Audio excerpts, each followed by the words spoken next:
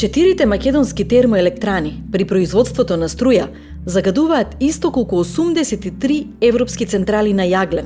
РЕК Битола и ТЕЦ Осломеј се европски лидери во загадувањето на воздухот со 4851 испуштени тони на PM2,5 честички годишно. РЕК Битола со испуштањата на сулфур диоксид, PM честичките и азотните оксиди е предизвикувач на 525 смртни случаи годишно. И покрај бројните ветувања и очекувања за повеќе инвестиции во обновливи извори на енергија, лигнитот денес се уште е главен енергенс за производство на струја во земјава. Во 2017 година, само 1/4 од вкупно произведената струја во земјава била од обновливи извори на енергија. Во моментов имаме само еден ветерен парк и ниту една поголема сончева или биогасна електрана. Нашите постоечки хидроелектрани користат само 26,6% од можниот потенцијал за користење на водата како извор на енергија. По значајно производство на електрична енергија од природен газ вршат единствено комбинираните централи ТЕТО и Когел во Скопје. Најновата стратегија за развој на енергетиката во РСМ до 2040 година предвидува засилени мерки за енергетска ефикасност и големи инвестиции во обновливи извори на енергија. За следните 2 децении се предложени 3 сценарија за развој и секоја од нив повлекува инвестиции од 9,4 до 17,5 милијарди евра. Во 2 од 3 сценарија за развој на енергетскиот сектор се предвидува затворање на термоелектраните на јаглен до 2025 година.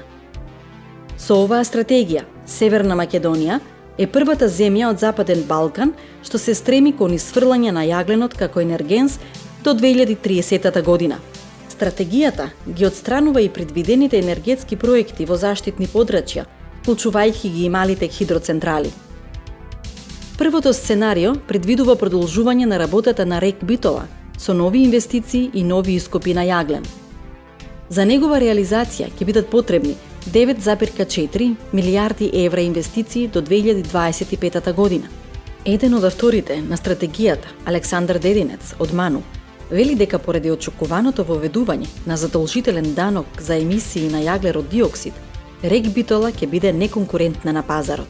Единствено останува да се фокусираме на обновливите извори на енергија, а државата најпрво треба да создаде клима за вакви инвестиции, вели Дединец.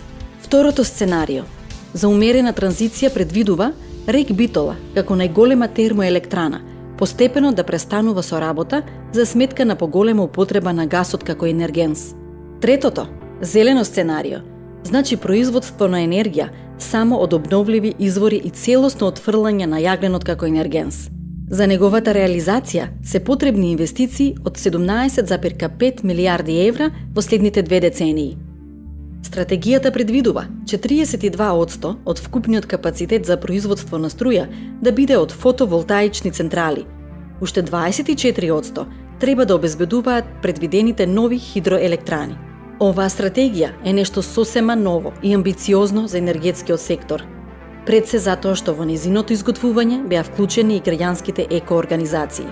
Но не е доволна само законска регулатива, туку треба да се започне да се работи на локално ниво, вели Ана Чоловиќ-Лешовска од Екосвест. Фокусот треба да се стави на зеленото сценарио, кој ако правилно се примени, ќе овозможи комплетна транзиција на регионот, додава Чоловиќ-Лешовска. Ова е прва македонска стратегија за енергетика, која е целосно во согласност со плановите и правилата на Европската енергетска заедница. На почетокот од февруари годинава, владата ја усвои стратегијата за развој на енергетиката до 2040 година. Веќе се објавени и тендерите за соларната електрана на местото на ТЕЦ Осломеј и за изградба на ХЕЦ Чебрен на Црна река. Владата има рок од 6 месеци да се произнесе кој сценарио ќе го прифати. По избувнувањето на COVID-19 пандемијата и во введувањето на вонредна состојба на ниво на држава, неизвестно е дали ќе се почитува овој рок. Но факт е дека целите предвидени со стратегијата може да се постигнат само со цврста определба за нејзина имплементација од страна на сите чинители во општеството. Чистата енергија треба да им е важна на сите, и на граѓаните, и на политиката.